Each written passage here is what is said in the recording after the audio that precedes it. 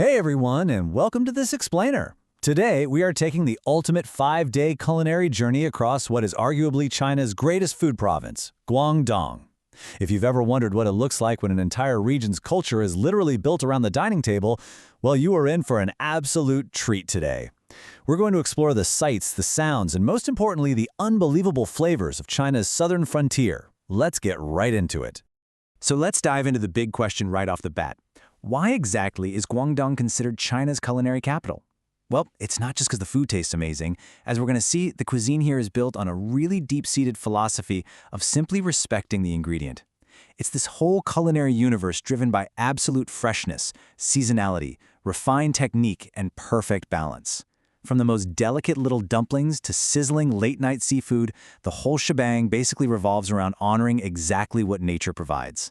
So here's our game plan for the journey. 1. Guangzhou, rituals and history. 2. Shunde, markets and masterpieces. 3. Chaozhou, tea and old city. 4. The craft behind the cuisine. And 5. Shantou, beef and night markets. Over these 5 days, we're going to see exactly how this culinary philosophy shifts and evolves as we travel across the region. We'll start out in the historic tea houses on day 1 and eventually wind up having this massive late-night coastal seafood feast on day 5. Section 1. Guangzhou, Rituals and History. All right, we're kicking off day 1 right in the historic Liwan district, where food is frankly way more than just sustenance. This is the historic heart of Old Guangzhou, packed with traditional streets, old architecture, and these bustling local markets where the kitchen truly begins. Smack in the middle of this culture is yum cha. Now, literally, that translates to drinking tea, but it is so much more than that. It's a fundamental way of life here. It's a massive shared social ritual. You sit down together, you pour tea, you share all these different dishes, and you just take your time. It's an anchor for the community where the actual conversation is just as crucial as the food on the table. Just imagine a bustling morning tea house. Steam rising everywhere from stacks of bamboo steamers, bringing you an absolute abundance of these iconic, super delicate dishes. You've got the translucent hargao shrimp dumplings, the savory sumai, big fluffy char siu bao, and piping hot steamed spare ribs. The air is just thick with steam and this beautiful morning chaos of families and friends starting their day together. And eating here, it's a totally interactive experience. Check this out. Locals will actually unravel their rice noodle rolls, almost like you're finding the end of a ball of yarn, just to maximize the surface area. Why? So they can soak up every single drop of that sweet, savory clay pot sauce. Oh, and if you dig all the way down to the bottom of the pot, you'll find these pieces with a slight char on them, which are absolutely the best bits, for sure. Section 2. Shunde, markets and masterpieces. Moving right along to day 2, we hit up Shunde, widely acknowledged as the absolute cradle of Cantonese chefs and culinary mastery. Competition here is so incredibly fierce that serving frozen ingredients will literally put a restaurant out of business. It is essentially a giant culinary laboratory. A great example is the meticulous process behind Shunde's famous double-skim milk. Based on traditional Chinese medicine principles, this dessert is actually designed to be cooling and healthy. First, the chefs boil fresh milk, then they mix it with just the tiniest touch of vinegar and salt water to form this delicate curd. What you get is a dessert with this silky, almost marzipan-like texture that's mildly sweet and incredibly easy on the stomach. Now there's this old joke. Cantonese people eat everything that flies except airplanes and everything with 4 legs except tables. It's kind of funny, right? But honestly, it hits the nail on the head regarding the adventurous and resourceful spirit of the local chefs. They utilize literally every single part of their fresh market ingredients. Whether that's turning mud carp into delicate tofu-like shapes, cooking fallopian tubes in sizzling clay pots, or slow roasting a goose until the skin is paper thin and just bursting with juice, absolutely nothing goes to waste. As we hop on the high-speed train for day 3, pay attention to the distinct philosophical shift in the cuisine as we enter the Chaoshan region out east. See, while Guangzhou and Shunde introduced us to delicacy and refinement, steaming fish with just a drop of oil and salt to highlight those natural flavors, Chaoshan introduces us to ingredient purity, but matched with intense, really rich pairings, like their deeply savory sacha sauce. Section 3. Chaozhou, Tea and Old City. Arriving in Chaozhou, we instantly step into a totally different culinary world, one really rooted in history and purity.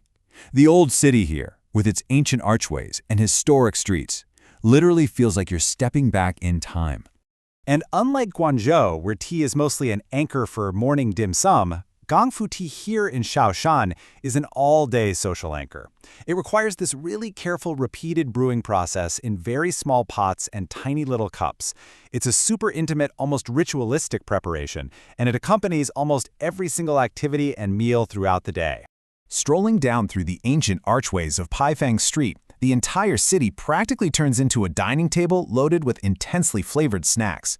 You'll find oyster omelets, traditionally made with rich duck eggs instead of chicken eggs, giving them this incredibly appetizing yellow color and a much richer flavor. You've got crispy horseshoe crab kueh, deep-fried and loaded up with pork, quail eggs, and scallops. Or how about sweet sand-turned taro? They literally stir hot syrup until it crystallizes into this amazing sand-like frosting right before your eyes. Section 4, Craft Behind the Cuisine. Okay, for day 4, we're going to hit pause on eating for just a second to look at the deep-rooted culture driving all this culinary supremacy. To really get Chaoshan food, you have to understand the people and their history of incredible craftsmanship. It's fascinating how the painstaking, beautiful craftsmanship found in local temple architecture is the exact same philosophy they apply to their plates. Local artisans will take broken pieces of colorful porcelain and inlay them into these incredibly detailed sculptures on temple roofs. Well, that exact same attention to detail, that extreme precision, and the knack for turning basic materials into absolute masterpieces, that is exactly what their chefs are doing in the kitchen every single day. Section 5, Shantou, Beef and Night Markets. Finally, day 5 brings us to the coast in Shantou. It's a vibrant city heavily shaped by maritime trade and an absolute abundance of fresh seafood. But before we hit the sea, we absolutely have to talk about the local obsession with precision, which you see in the legendary Chaoshan beef hot pot. Here, beef isn't just sliced, it's practically studied. Different cuts are sliced to exact paper-thin specifications. The meat is so fresh that if you turn the plate upside down, it literally sticks to it, no joke. And get this, they time their freshly butchered beef slices to an exact 8-second boil in a light, clear broth so it practically melts in your mouth, perfectly paired with that rich sacha sauce, obviously. Then, as all the standard restaurants close, the streets come alive with smoke and steam. In Shantou, the real feast begins late at night with the freshest ocean catches. Their maritime culture totally shines through in dishes like raw marinated blood clams, intensely crispy shrimp pancakes served with sweet sauce, and hearty bubbling eel porridge. It's basically a giant open-air celebration of abundance. So what is the ultimate takeaway from this whole 5-day explainer? It's this.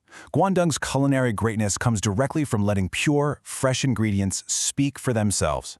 Whether it's a delicately steamed fish eyeball that the locals absolutely cherish or the exact 8-second boil of a premium cut of beef, the core philosophy never changes. Nature does all the hard work. The chef's job is simply to respect it. I really want to leave you with this thought to ponder, and hopefully it sparks some ideas for your own future food adventures. The next time you step into your kitchen or sit down at a restaurant, think about the ingredients. How can you let them truly shine? Thank you so much for joining me on this incredible journey through Guangdong. Keep exploring, keep tasting, and I'll catch you in the next explainer.